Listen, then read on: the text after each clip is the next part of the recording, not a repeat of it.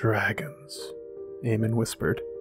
The grief and glory of my house they were. I see them in my dreams, Sam. I see a red star bleeding in the sky. I still remember red. I see their shadows on the snow, hear the crack of their leathern wings, feel their hot breath. My brothers dreamed of dragons too, and the dreams killed them, every one. Sam, we tremble on the cusp of half-remembered prophecies, of wonders and terrors that no man now living could hope to comprehend. What if I told you that the person who inadvertently caused the crumbling of the Targaryen dynasty after Summerhall and the fall from Robert's Rebellion wasn't a master manipulator, a greenseer, or a mad Targaryen? Instead, the ancient, blind, and venerable maester of Castle Black, Maester Aemon.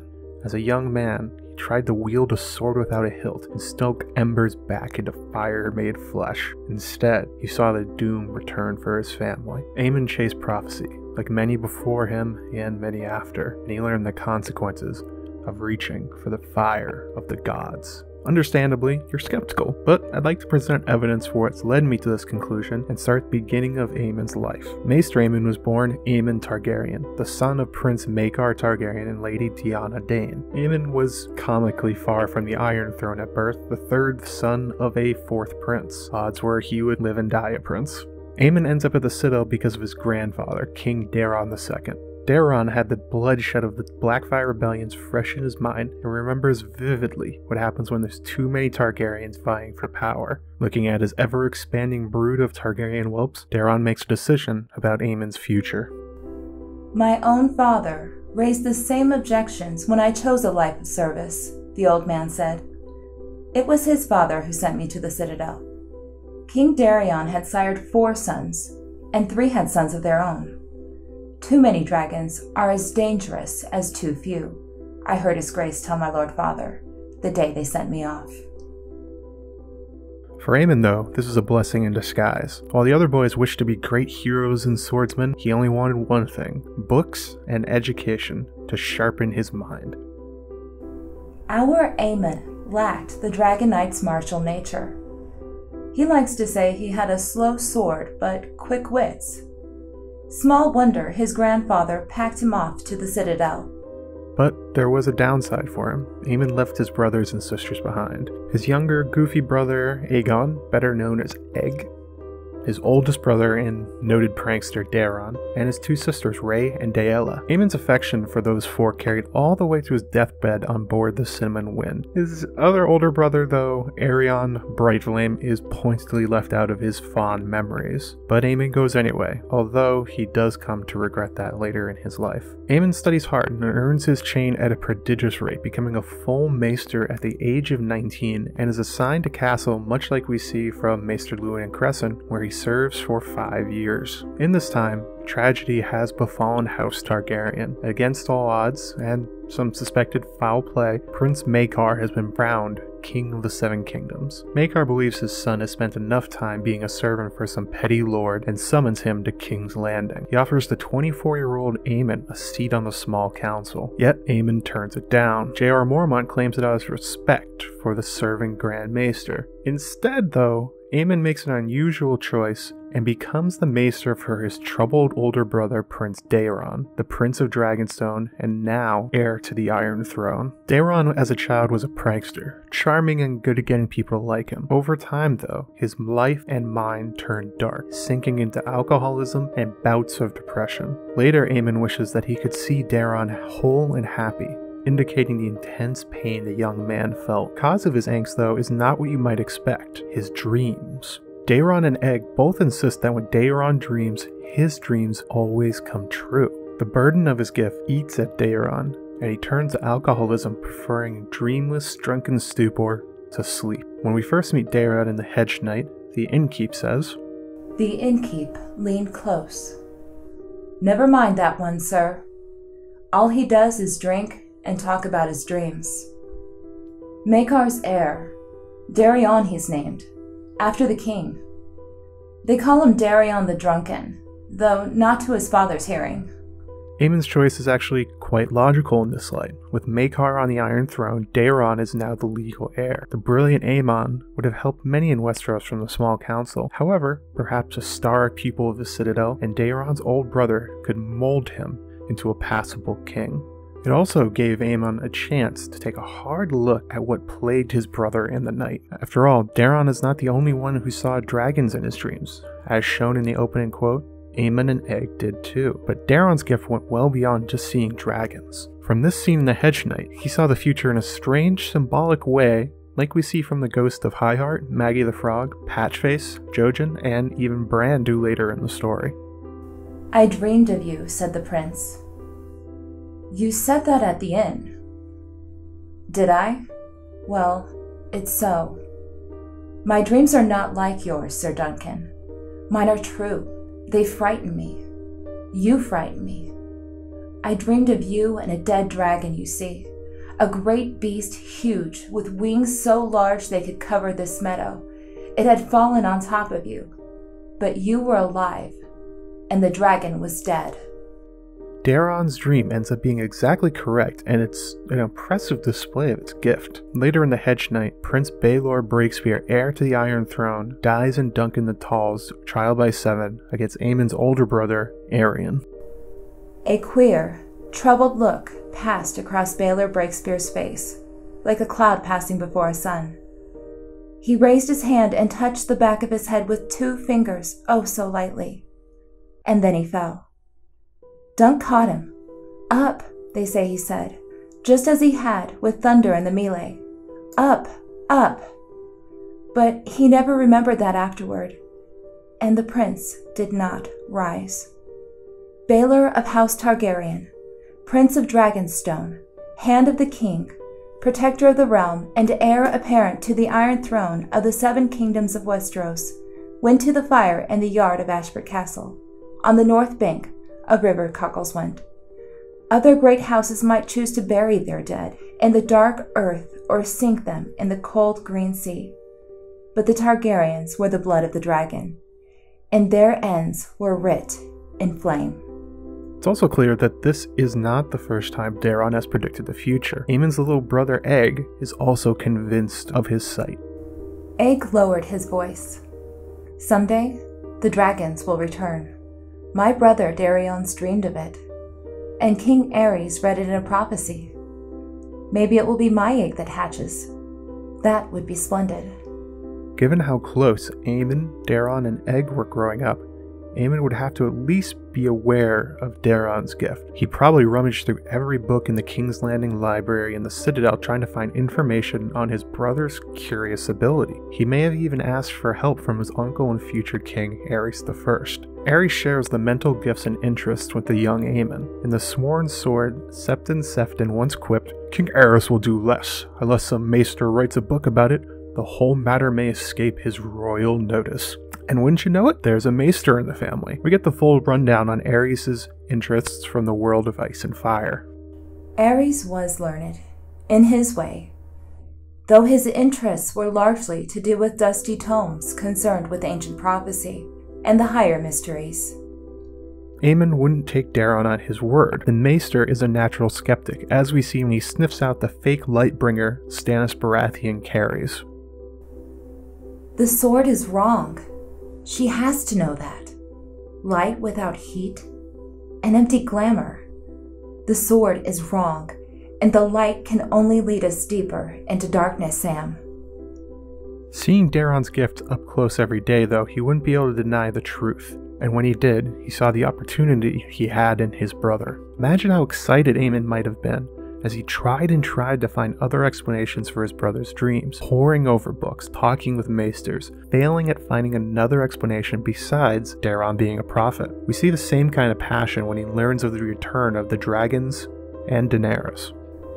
On Braavos, it had seemed possible that Aemon might recover. Zondo's talk of dragons had almost seemed to restore the old man to himself. That night he ate every bite Sam put before him. If Aemon could understand Daeron's dreams, he could decode the future. Perhaps Aemon could even forestall the next Blackfire rebellion, keep the realm and his family safe, bring back the dragons, even solve the great prophecies like the prince that was promised. On a more personal level though, Aemon could even heal his brother's broken mind by letting him know that his visions were not delusions, but rather a gift. Only Aemon could crack the metaphorical egg. Aemon spends the next few years with Daeron every day, between Dragonstone, Summerhall, and everywhere in between, until Daeron's death from pox he supposedly picked up from a sex worker. In this time, he could have years and years of dreams that could be documented, cross-referenced, and analyzed. His interest at first seems, though, to be focused entirely on returning the dragons, which makes perfect sense given the ongoing Blackfire rebellions. King Aerys had similar ideas as well. The king spent most of his time studying books and scrolls for signs of prophecy and the return of dragons, like Aegon the Conqueror come again. Daeron also dreamed of the return of the dragons, and his family members are already wondering years before Summerhall if it will be them who brings back their great fire-breathing weapons. Between their time on Dragonstone and at Summerhall, Aemon had ample time for trying to hatch the eggs himself. The Targaryens had a custom of placing eggs in their children's cribs, and Daeron's daughter, Princess Vaela, was born in 222, only a year after Aemon became Daeron's maester, and as royalty and on Dragonstone, Aemon has eggs to spare. No, but there are eggs. The last dragon left a clutch of 5, and they have more on Dragonstone. Old ones from before the dance. My brothers have them too. We can see from the last days of Maester Aemon that he still believed in his brother and his dream, and that even after many failures, he still held a secret hope that they would come true. No, the old man said. It must be you. Tell them. The prophecy. My brother's dream. Lady Melisandre has misread the signs. He spoke of dreams and never named the dreamer. Of a glass candle that could not be lit, and eggs that would not hatch. From all of this, it is reasonable to surmise that Daeron's visions of dragons returning convinced a younger Aemon of a truth he never let go of. The dragons never hatched, though. Daeron died, and Aemon returned to the Citadel in failure, refusing another post. Aemon's return to the Citadel was not permanent, though. When his father Maekar died, a great council was called to determine who will be the next monarch of the Seven Kingdoms. Among the names put forward was Daeron's quote-unquote feeble-minded daughter Vaela. Also, Aemon's brother Aerion had died by now from drinking wildfire, believing it would turn him into a dragon. Also put forward was Aerion's infant son Maegor, Aemon himself, and the young egg. However, there was a surprise 5th claim to the throne, Aenys Blackfire, 5th son of Daemon Blackfire. Bloodraven, hand of the king, offered Aenys safe passage to Westeros to put his name into the council. However, Bloodraven captured Aenys as soon as he landed and executed him in King's Landing. The first 2 children were put aside, and despite his vows to the Citadel, the lords of Westeros offered Aemon the Iron Throne. First they offered it quietly to Aemon, and quietly he refused. The gods were meant for him to serve, not to rule, he told them.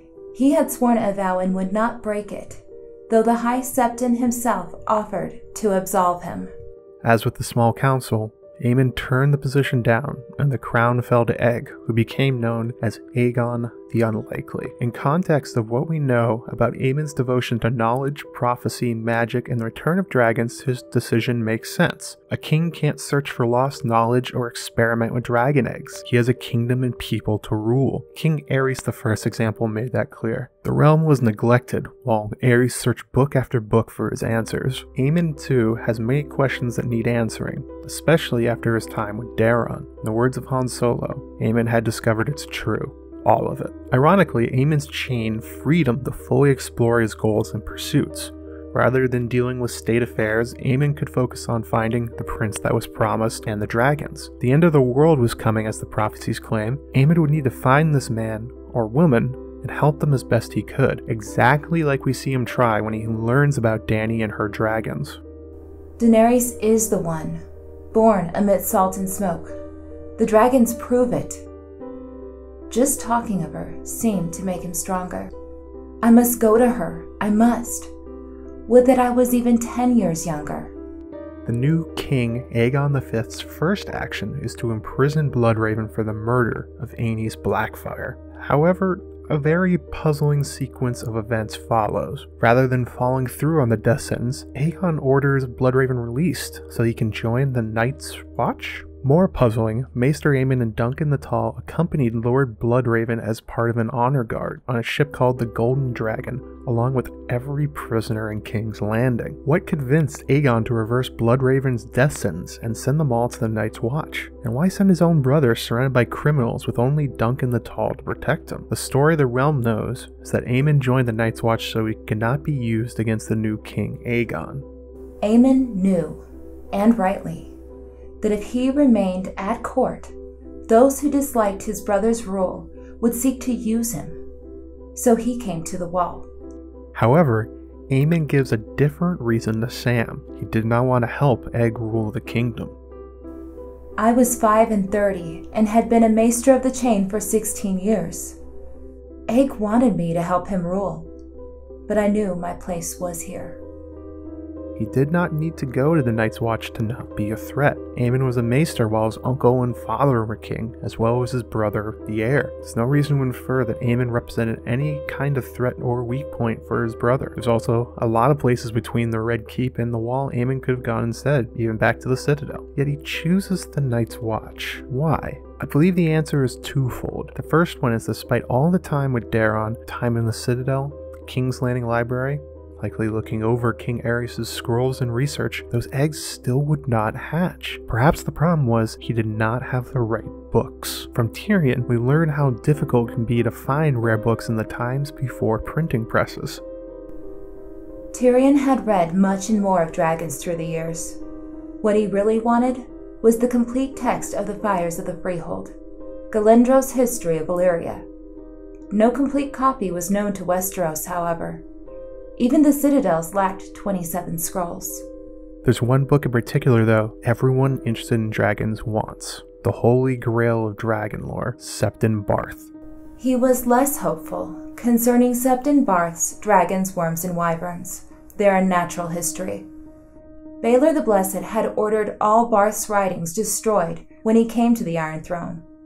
10 years ago, Tyrion had read a fragment of a natural history that had eluded the Blessed Baelor, but he doubted that any of Barth's work had found its way across the narrow sea. And of course there was even less chance of his coming on the fragmentary, anonymous, blood-soaked tome, sometimes called Blood and Fire, and sometimes The Death of Dragons, the only surviving copy of which was supposedly hidden away in a locked vault beneath the Citadel. Following the royal purge of Septon Barth's writings, books further from King's Landing were more likely to have survived. Since Aegon's conquest, the North has only been loosely ruled by the Dragon Kings. And again, from Tyrion, George tells us that Winterfell and the Night's Watch have particular interests for scholars. On the 18th night of their journey, the wine was a rare sweet amber from the Summer Isles that he had brought all the way north from Casterly Rock. And the book? A rumination on the history and properties of dragons.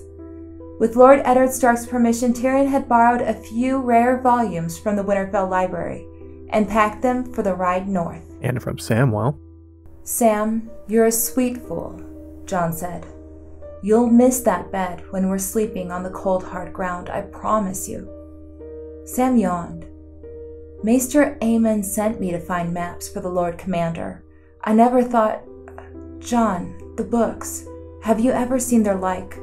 There are thousands." He gazed about him. "The library at Winterfell has more than 100. Did you find the maps?" However, in particular, the Night's Watch and Castle Black are of interest to Aemon. Again, the reason comes back to Septon Barth. Though considered disreputable in this our present day, a fragment of Septon Barth's unnatural history has proved a source of controversy in the halls of the Citadel.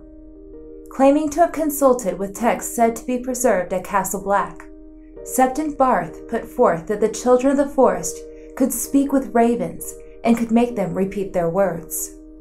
Barth himself went to Castle Black for research, likely during King Jaehaerys and Queen Alysanne's visit, and came back with knowledge that we as readers know is true. Even if Aemon couldn't find the actual book, A Natural History, surely following Barth's example and reading his sources could be a treasure trove of information long forgotten beneath the shadow of the frozen wall. Perhaps tucked away between the pages of some ancient tome he'd find writing from Barth, or a forgotten copy far from the clutches of Baelor the Blessed. And against all odds, it appears Aemon found it. On his deathbed, Aemon asked Sam to read him a passage from a book written by Septon Barth. He asked Sam to read for him from a book by Septon Barth, whose writings had been burned during the reign of Baelor the Blessed. Once he woke up weeping. "The dragon must have 3 heads, he wailed. "But I am too old and frail to be one of them. I should be with her, showing her the way. But my body has betrayed me."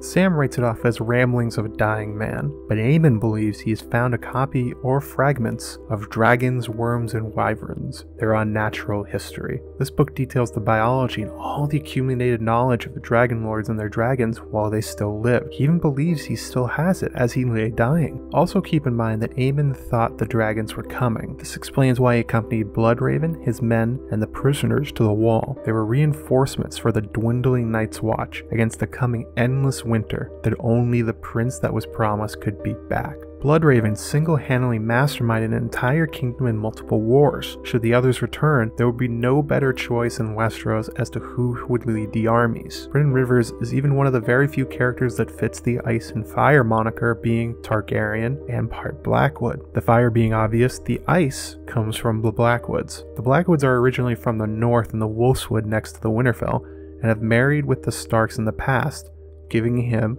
ice. Bloodraven also came to the wall with many of his loyal private army, the Raven's Teeth, and the future Lord Commander of the Kingsguard, Sir Duncan the Tall. These odd decisions make perfect sense when seen with Daeron's dreams and the prophecy of the prince that was promised / Azor Ahai. Aemon and Bloodraven weren't being punished or sent away. They went to ready the watch for war against the return of winter. With Bloodraven's gifts as a Green Seer and connections with the Children of the Forest, it's plausible that he aided the young Maester Aemon in interpreting or suggesting the validity of what Daeron saw. Bloodraven's half-sister and lover, Shiera Seastar, was also well known for her study of magic and had a large arcane library that could have been consulted as well. With all that as a backdrop, let's turn back to the tragedy of Summerhall. How did it go so wrong? I believe we only have to look at the timeline to see what really happened. Not a Maester conspiracy or a plot from the Faith of the Seven, but messages from the Wall. 233 AC,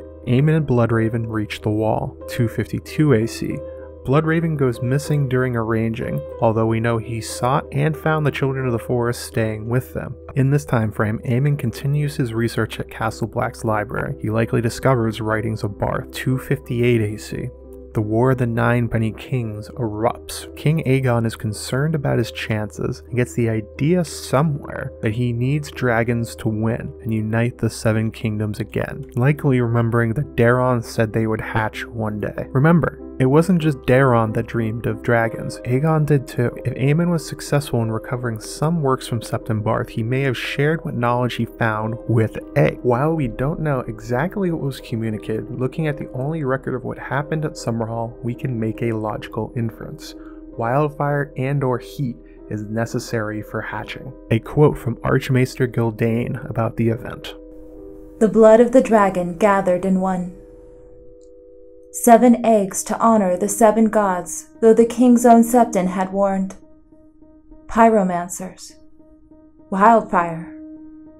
Flames grew out of control, towering, burned so hot that died, but for the valor of the Lord Command."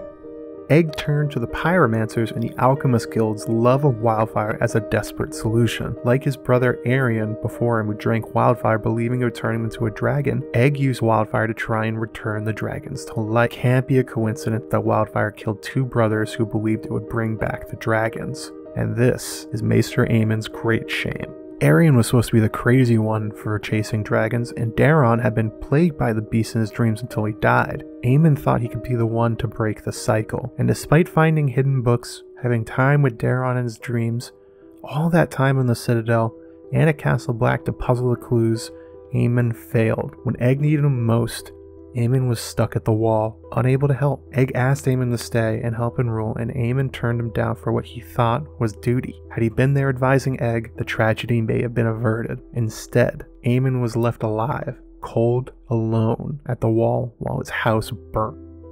Sam, we tremble on the cusp of half-remembered prophecies, of wonders and terrors that no man living could hope to comprehend.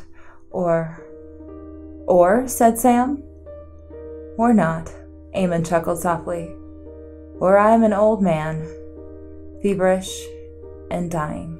At this point in Aemon's life, Bloodraven had gone missing beyond the wall. The others are nowhere to be seen, much of his family is dead, there's no dragons, and Aemon is stuck at the wall chained by two separate vows. In a thematic sense, Aemon has paid a heavy price for his look beyond the veil. He tried to parse the future, and like an Icarus figure, he paid a heavy price for it. Or like Prometheus, who stole the fire from the gods and was tortured daily for his crimes. It's easy to see how these failures would have been like torture for him. Not only were the Targaryens severely diminished, but his own research now seems useless and cost him his future. Turned down the crown, a family of his own, and warmth itself with nothing to show for his sacrifices. Despite this, Aemon kept at his research by amassing more rare books, studying everything in the Castle Black library voraciously, and continuing to try and decipher the riddles. Back in his own chambers, he asked Sam to set a fire and help him to his chair beside the hearth. It is hard to be so old, he sighed, as he settled onto the cushion, and harder still to be so blind. I miss the sun, and books. I miss books most of all. And there's evidence that Aemon had not given up on his quest in finding the prince that was promised and saving the world despite it all. While in Braavos, Aemon revealed that he had once believed that Prince Rhaegar would be the prophesied savior. No one ever looked for a girl, he said. It was a prince that was promised, not a princess. Rhaegar, I thought. The smoke was from the fire that devoured Summerhall on the day of his birth. The salt from the tears shed for those who died. It's also revealed that Aemon corresponded with Prince Rhaegar about this topic, and they were, for some time, of the same mind about the identity of the prince. He shared my belief when he was young, but later he became persuaded that it was his own son who fulfilled the prophecy, for a comet had been seen above King's Landing on the night Aegon was conceived, and Rhaegar was certain the bleeding star had to be a comet. How did this relationship via Raven ever sprout up between the Crown Prince and the Maester several kingdoms away? And what made Rhaegar, a very secretive and private person, believe that he could trust Aemon with his innermost thoughts and motivations? Let's take a brief look at Rhaegar's young life to see. The best description of the young prince's life comes from Sir Barristan Selmy to Rhaegar's younger sister, Daenerys. As a young boy, the Prince of Dragonstone was bookish to a fault. He was reading so early that men said Queen Rhaella must have swallowed some books and a candle whilst he was in her womb. Rhaegar took no interest in the play of other children. The maesters were awed by his wits, but his father's knights would jest sourly that Baelor the Blessed had been born again. It's fair to say that Rhaegar was a book nerd, a trait close to all our hearts, and Aemon's. Private, kept to himself, preferred the company of the written word to real people. He's an unlikely candidate to reach out to anyone, especially not a distant relative on the wall he's never met. So what changed? Again, we get more details from Barristan. Until one day, Prince Rhaegar found something in his scrolls that changed him. No one knows what it might have been, only that the boy suddenly appeared early one morning in the yard as the knights were donning their steel. He walked up to Sir Willem Darry, the Master-at-Arms, and said, "I will require a sword and armor. It seems I must be a warrior." While on his own, Rhaegar discovered something that made him completely change his way of looking at the world. Instead of being an introverted seeker of knowledge, he instead must become a warrior. Not that he wanted to, he had to. One possibility is that Aemon wrote young Rhaegar and told him about the prince that was promised, how he fit the prophecies, and Rhaegar changed his life in response to these revelations. However, there's a few issues with that. First, according to Barristan, he found something in scrolls in a library, not a raven. And second, why would Rhaegar ever believe him? The same as Aemon skeptically viewing Stannis and his Lightbringer, there should be proof to back up this incredible claim for Rhaegar to change his mind, something Rhaegar couldn't deny. If a relative wrote you a letter saying how you are destined to become a savior out of nowhere, you would probably think they were crazy, not instantly believe them, and change your life. For this, I have a couple candidates for what Rhaegar read in the scrolls of King's Landing. One, we have from Archmaester Marwyn in his book, Book of Lost Books, that there exists a fragment of the legendary book Signs of Importance that saved the Targaryens from the doom of Valyria. Lord Roderick tapped the book with a long nail. See here? Marwyn claims to have found 3 pages of Signs of Importance. Visions written down by the maiden daughter of Aemon Targaryen before the doom came to Valyria.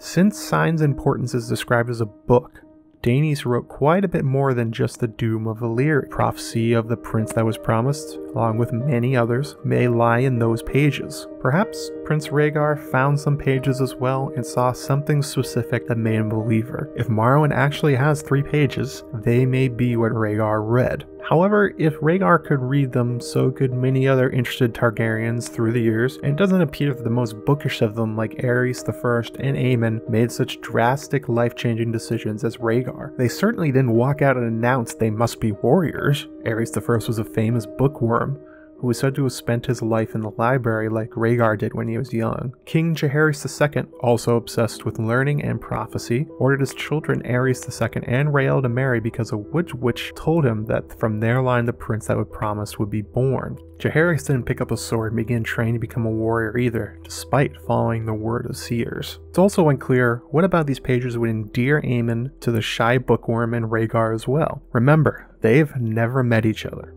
And whatever Rhaegar read that made him change his life also made him willing to trust Aemon with his secrets. We get stories of Rhaegar from those who knew him, such as Barristan Selmy, Jon Connington, his own brother Viserys, and he told none of them about his beliefs in himself as a savior or his children. People he spent decades with, that counted him as their best friend, his own family, not a one were worthy of Rhaegar's true intentions, yet Aemon was. I propose what Rhaegar could have read in scrolls that would not only convince him of his destiny, but trust Maester Aemon enough to share his innermost thoughts and plans is the late Daeron's dreams. Aemon is nothing if not extremely studious and in love with the written word. The opportunity to record the visions of another dragon dreamer like Daenerys is a dream come true. Not only to cross-reference and test the veracity of the dreams, but as a scholar it would behoove Aemon to preserve the dreams for future generations. Daenerys saved the Targaryens from the doom. Perhaps Daeron could do the same for the world. How would Rhaegar find these notes though? Aemon may have left some of the records or copies behind for his brother Aegon to study, or he may have sent particularly useful ones to Egg from Castle Black. It's easy to imagine the notes of Maester Aemon being overlooked and misplaced with other personal writings and scrolls, rather than treated like a treasured manuscript, as Signs of Importance or a natural history certainly would be.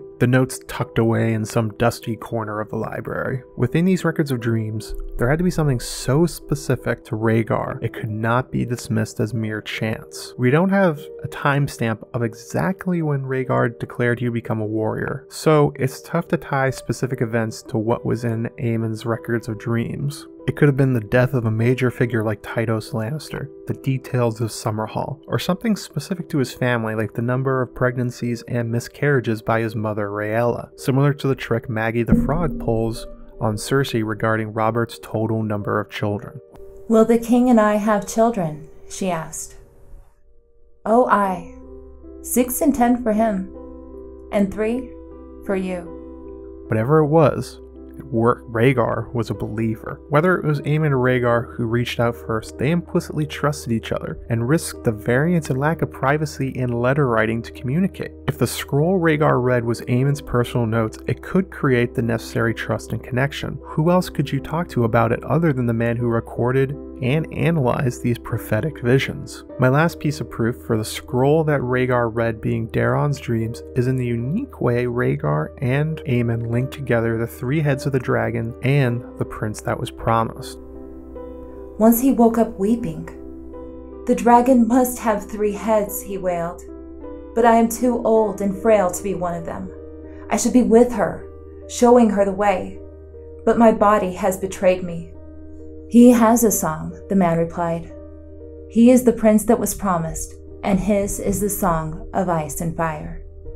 He looked up when he said it, and his eyes met Dany's, and it seemed as if he saw her standing there beyond the door.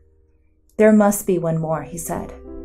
though whether he was speaking to her or the woman in the bed, she could not say.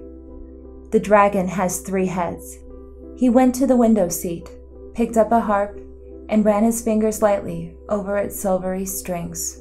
Both men are the only ones who make the connection between the two. They specifically are tying the identity of the prince that was promised with the number of dragons, aka Targaryens, that will be involved. Not one prince, instead a trio of Targaryens. The other characters that mention this prophecy make no mention of the 3 heads of the dragon as identifying information, instead assuming it will be one person.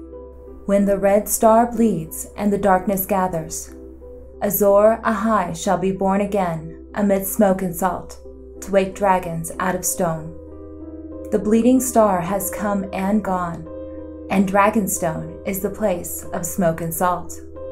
Born amidst smoke and salt, beneath the bleeding star, I know the prophecy. Marwyn turned his head and spat a gob of red phlegm onto the floor. Not that I would trust it. Haldon nodded. Benero has sent forth the word from Volantis. Her coming is the fulfillment of an ancient prophecy. From smoke and salt she was born to make the world anew. She is Azor Ahai returned, and her triumph over darkness will bring a summer that will never end. Death itself will bend its knee, and all those who die fighting in her cause shall be reborn.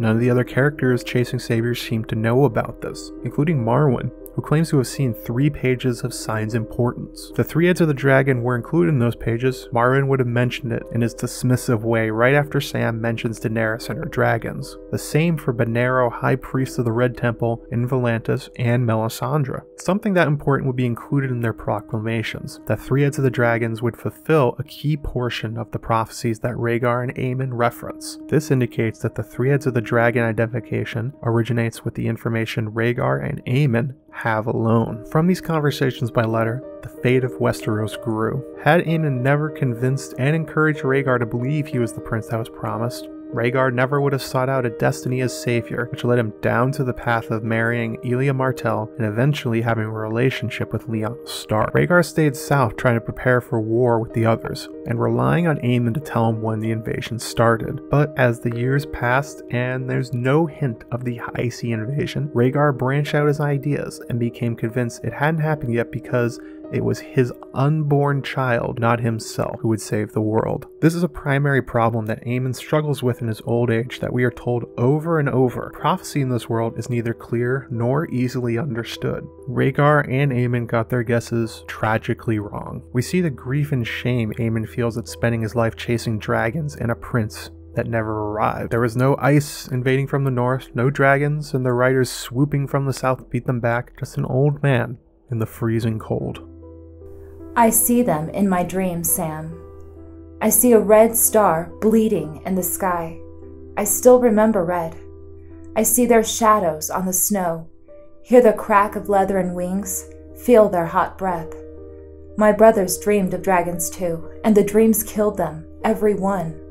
Sam, we tremble on the cusp of half-remembered prophecies, of wonders and terrors that no man living could comprehend or, said Sam. Or not, Aemon chuckled softly. Or I'm an old man, feverish and dying. He closed his white eyes wearily, then forced them open once again.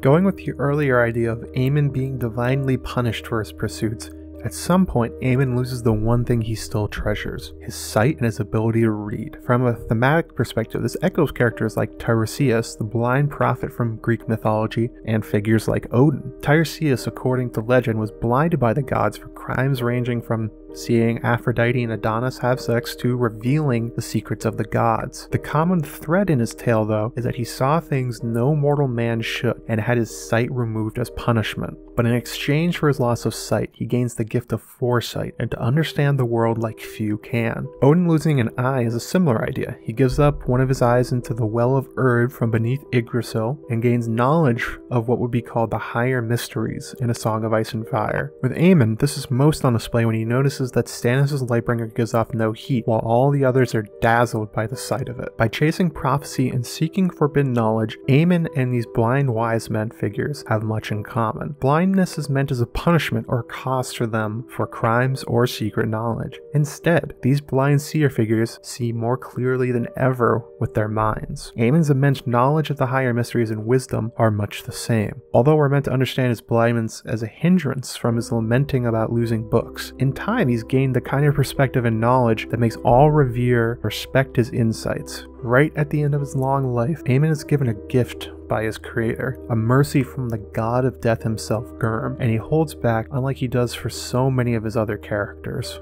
George gives Aemon a peaceful death, knowing that his life's work was not in vain, that he was right and its efforts may still save the world and his house. Daenerys Targaryen hatched 3 dragons and survived to become queen of a great city. The stranger waits outside my door and will not be denied. Steward, you have served me faithfully. Do this one last brave thing for me. Go down to the ship, Sam. Learn all you can about these dragons. What fools we were who thought ourselves so wise. The error crept in from the translation. Dragons are neither male nor female. Barth saw the truth of that. But now one, and now the other, as changeable as flame. The language misled us all for 1,000 years. Daenerys is the one, born amid salt and smoke. The dragons prove it. Just talking of her seemed to make him stronger. I must go to her. I must. Would that I was even 10 years younger. The old man had been so determined that he even walked up the plank onto the Cimmerian wind on his own 2 legs. Aemon is temporarily re-energized, his passions ignited once again. A dragon awakens in the frail and dying body. All of his plans, his research, his memories, his guesses, they have to be passed on to Sam and delivered in the Citadel so they can help Daenerys save the world.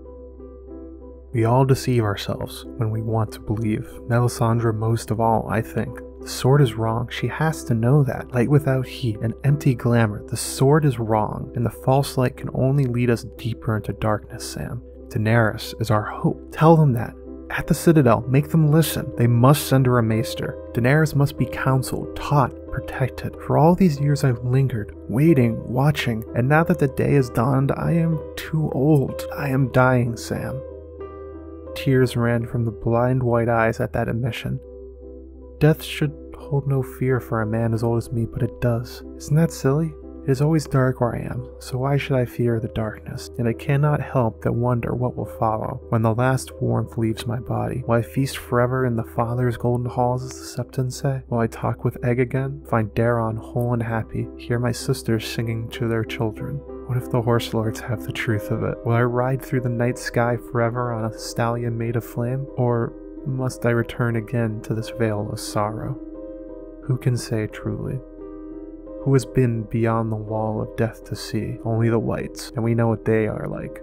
We know. Daeron was right after all.